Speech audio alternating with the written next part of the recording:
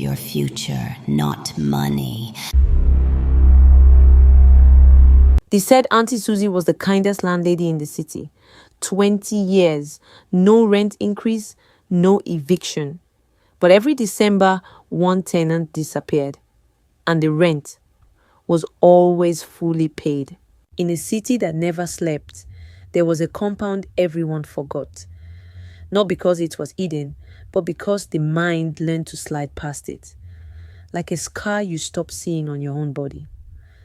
The buildings around it rose tall and loud, painted in fresh colors, crowned with satellite dishes and generator fumes. But this compound sat low, crouched behind rusted gates, its walls cracked like dried riverbeds. People called it Susie Compound, and at the center of it lived the landlady, Auntie Susie. She was in her early 50s.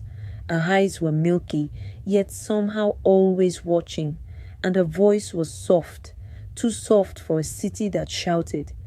But Auntie Susie had something no landlady in that city had. She never increased rent, not once. When rent doubled everywhere else, hers stayed the same. When inflation chewed through salaries, hers remained untouched. When agents demanded 2 years up front, Auntie Susie asked for 1 year, sometimes less. No receipt, no agreement paper, just a smile and one rule: pay before the year ends. No one asked why. Because hunger does not ask questions. There goes Harrison Young, broke. Recently arrived in the city with a degree that hadn't yet learned how to feed him. The city had taught him its first lesson quickly. Dreams are expensive. Shelter even more so. When he saw the rent amount written on the small cardboard sign by the gate, he laughed out loud. It had to be a mistake. That price belonged to 10 years ago. Yet the gate creaked open when he knocked, and Auntie Susie stood there as if she had been waiting. "You're late," she said. Harrison blinked. "Ma?" She smiled. "You'll do." The room she gave him was small, but clean. The walls smelled faintly of herbs and old rain. The window faced a mango tree that never bore fruit. Still, it was a room, and for the first time in months, Harrison slept without counting how many days he had left before eviction. At first, everything felt blessed. Light never went out in his room when others complained. Water flowed even when the city pipes went dry.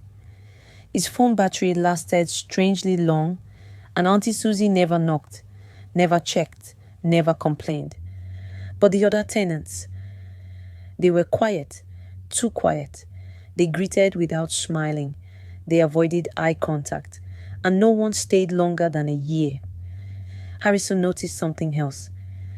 Every room in the compound had a name scratched into the doorframe, names crossed out, dozens of them. One evening, he asked a woman who had lived there longer than most. She froze, then whispered, "Don't ask about past tenants." That night, Harrison dreamed of a corridor with many doors, each one breathing. In August, an old drunkard named Charlie Man disappeared. People said he traveled to the village.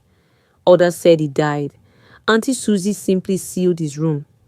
3 days later, a new tenant moved in. Same rent, same smile. Harrison began to notice the pattern. Every December, someone left, and Auntie Susie grew stronger, straighter, her voice deeper. One night, the generator failed. The compound sank into darkness. Harrison stepped outside and heard chanting. Not loud, not dramatic. Soft, patient, coming from Auntie Susie's room. He followed the sound and saw shadows crawling along the wall, moving like smoke that had learned how to walk. He ran. The next morning, Auntie Susie met him by the well. "You've been comfortable," she said. "Yes, Ma," he replied. "Comfort always costs," she added. She handed him a calendar. December was circled. Years ago, a tailor lived here, a woman who made clothes for brides. One December, she refused to leave. She said she had paid. Auntie Susie smiled and said nothing. By January, The woman still walked the compound, but a reflection never followed. A sewing machine worked on its own at night. By February, the room was sealed. Harrison confronted Auntie Susie on the last day of November. "I'll move out," he said.